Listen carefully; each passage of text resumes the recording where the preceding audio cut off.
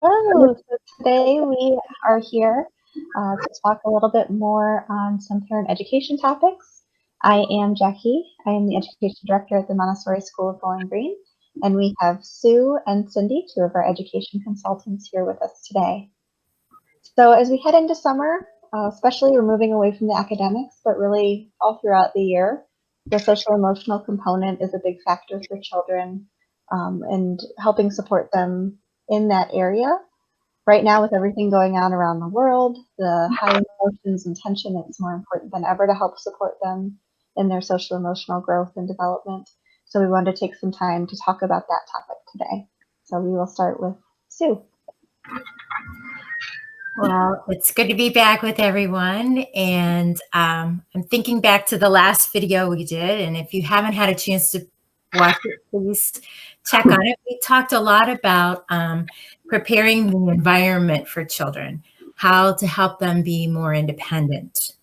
And we also talked about the Montessori view of education, which is very child-centered, but it's a very dynamic way of thinking about things. And Jakki described the little triangle we use with the child at the top, the environment, and the adult at the bottom.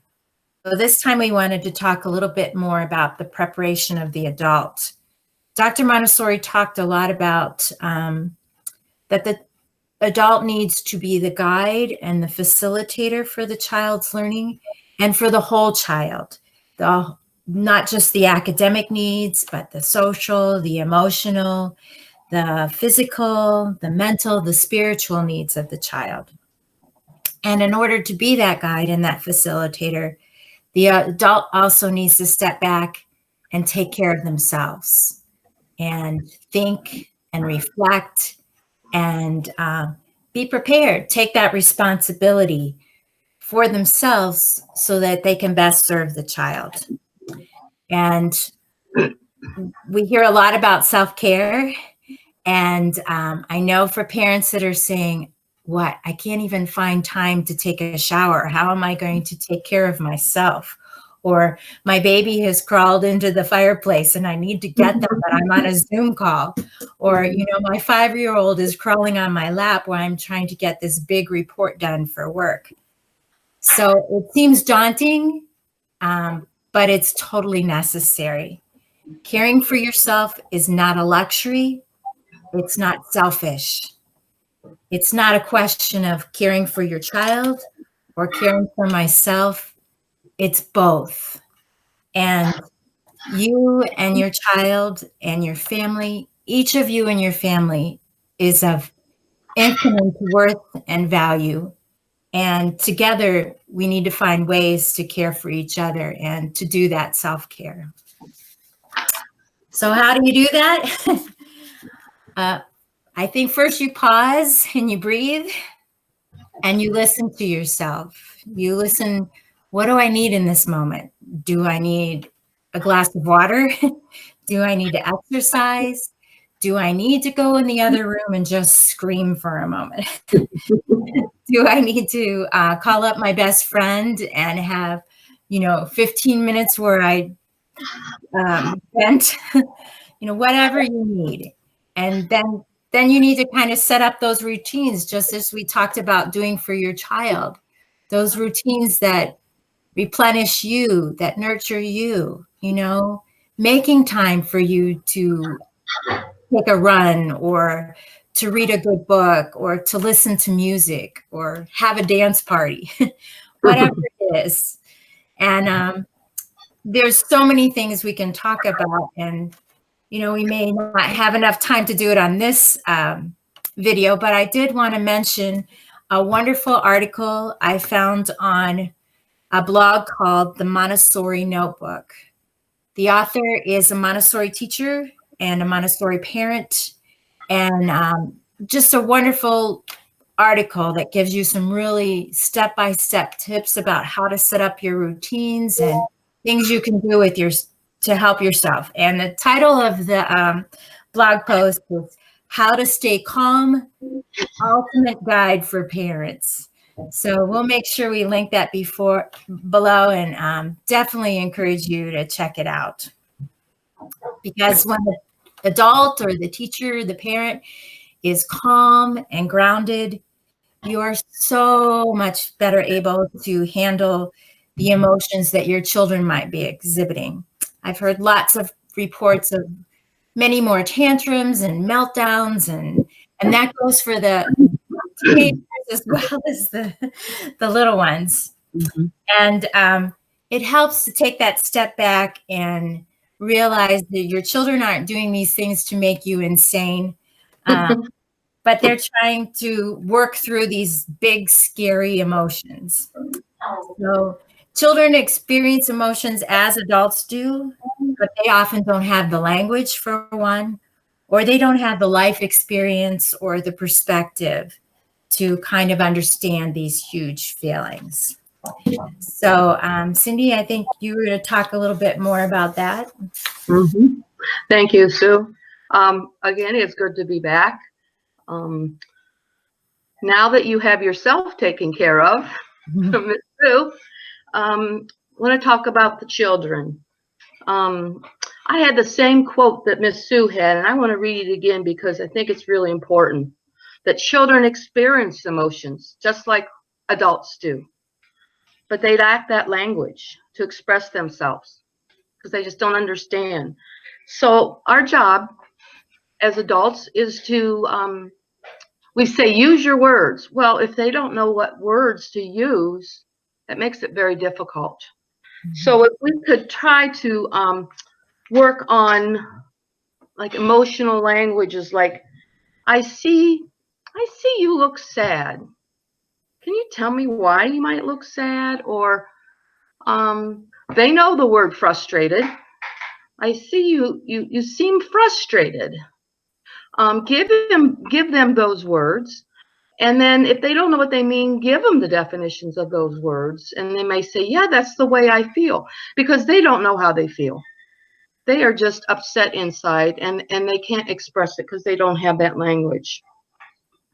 And I think it's really important for you to ask your child or children, how do you feel? As parents, I think we sometimes think, well, they're okay. They're kids. But they're really going through a lot.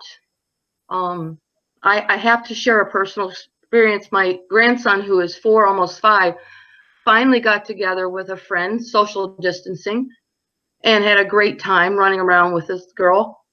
And they get home and get ready for bed and say, Daddy, I wish I'd wake up tomorrow and this virus was gone, because I really miss my friends. And I'm very proud of him that he could express that. Not all children can do that, but he's really special. But it's just they need to get that out, and it's up to us to work at their feelings and emotions to get that out of them. And then I think it's really important for you to reassure your child that it's okay to feel that way. It's okay to feel sad. It's okay to worry. It's okay to be frustrated. And you can even say, you know, Mom is sad too because I can't see my mom. I can't go see your grandma. I mean, it's okay to do that. I mean, you don't have to go into long details of why and what could happen, but just say it's okay. Children need that reassurance. And another, some other things you can do is try to think about how you can say those words to them. You know, you're frustrated. I can see it. Let's figure out why. Because they don't know why. And you might not come up with a reason, but just to talk about it may help them. But there are some things that we use from our peace curriculum at the Montessori school. And there's a lot of calming activities that we use. You know, each classroom in the Montessori school has a peace corner, a peace area. Maybe you can find a place in your home where they can just be by themselves and be peaceful. Your children all know about the peace area or peace corner. And it may be very beneficial for them to have a special place just for them to go and be and not be disturbed by anything and not even think about anything, just be. Deep breathing is another thing. exercise we do in the classroom. You know, take that breath and breathe out. Yoga. We've been doing yoga poses with the children, and they know how. They probably can show you some yoga poses. We have something in our classrooms that's called worry stones, and it's a tangible object that they can, if they have a worry or something is really bothering them, they get one of these stones and they put that worry on that stone and then they put it in a special box. Now, to us, it may seem, oh, that's not going to work, but it's amazing watching your children do that at school, and they come out of that area smiling and feeling better. And it doesn't have to be stones. It can be anything tangible that they could put that feeling into and then give it away. Using Play-Doh or clay is a nice peaceful activity. So the older children, write how you feel, or write a picture, or write a story and draw a picture, or draw a picture and write a story about how you're feeling. Young children can do that, and then have them tell you about it and what it means. I said draw a picture. I just want to say that children really do need downtime. We don't think they do. I know you're trying to keep them busy so you can get your job done that you need to do, but it's okay if they're by themselves, just to reflect and to be. To lay on their bed, look or read at a book, listen to soft music, just somewhere to do peaceful things. And I really want to mention, and Ms. Sue also brought it up, that we talked about last time were routines. Routines, and I'm just going to reiterate, are so essential. It's about giving them an underlying sense of security that is very important right now. And I know that's hard to do in these days, but try. I was reading an article too that we're talking about. I don't know what behaviors you're facing. I can only imagine. And one is they've talked about, this article talked about kids are being more clingy, and not just the younger children, the older children too. And that's one of the ways they're showing their emotions and feelings in this. And that's how they're trying to cope. And you're their world right now. I mean, they can't see their friends, which makes it very difficult. And I really believe, just hearing from what my grandson said, that children are really sad about what's going on, the changes they're experiencing in the past few months. No school, no friends, no sports, no music classes, none of the routines and socialization that they're used to. You are really all they have. But that is a big burden. And as parents, we can do it. And it doesn't mean you have to do it 24/7. And I think teaching them the language is really, really important. And there are some books that we've used in the classroom that I'm going to give Jakki to put on the site. And they're feelings books for children. And these are geared more towards the early childhood classrooms, but I think you could still use them in lower elementary. Some ideas that you could do to help your children with this socialization, because socialization is a very big part of their lives and of the Montessori curriculum. We talk about academics, but being social and learning how to grace and courtesy with your children, with each other, and just getting to realize how to form those relationships and how to talk to people is very important. One of the things I have heard, this was from my grandson and my son, is they call a friend up on a FaceTime or something, and then they have a scavenger hunt together. I thought that was a really neat idea. Maybe send mail to your friends. Draw them a picture if you can't write. Or write a letter and send a mail. And I mean, that's great practical life, learning how to write a letter and mailing something and then getting something in return. I think Zoom meeting with the classes You know, maybe even if a parent came up with it, not necessarily teachers to do it, but parents come up with I'm going to get on Zoom at Wednesday at 2:00. Whoever can be there, let's Zoom and let our kids see each other. I think that would be really important, because just seeing their friends' faces would have to be wonderful for them, because I'm excited seeing these faces today too that I haven't seen for a long time in person. And videos to each other. You know, we like to make videos. Kids love to make videos. So use your phone or your computer. Make a funny video to send to one of your friends and see if they can send you one back. Just something to connect. I think that's the big word, is to connect with each other. I think that's about all I have to say. I do have a poem, if it's okay to read, and it deals with exactly what we've been talking about. Our children are our garden. They absorb our stress just as they absorb our peace. They absorb our negativity just as they absorb our joy. And we have the power to control what they absorb. But first, we must tend to ourselves. And I thought I saw that last night, and I thought that was kind of perfect way to put this all together. And I just give you parents kudos. I can't imagine what you have to do with working at home and being with the children. And I know you're doing a great job. And don't beat yourselves up. Just do the best you can. But hopefully some of these ideas can help. And it's good talking to all of you.